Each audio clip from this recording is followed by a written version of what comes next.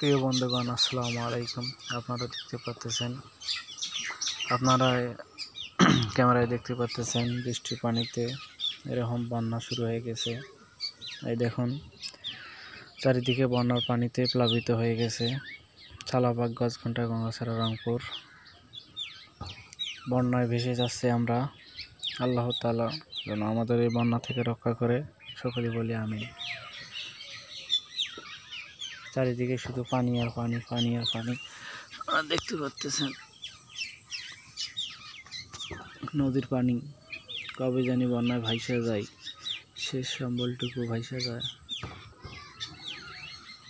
কি হাল অবস্থা দেখেন, বেহাল অবস্থা। 2 দিনের মধ্যেই এত পানি, বৃষ্টির পানি, নদীর পানি সব একত্রিত হয়ে গেছে, কখন জানি ভাইসা যায়।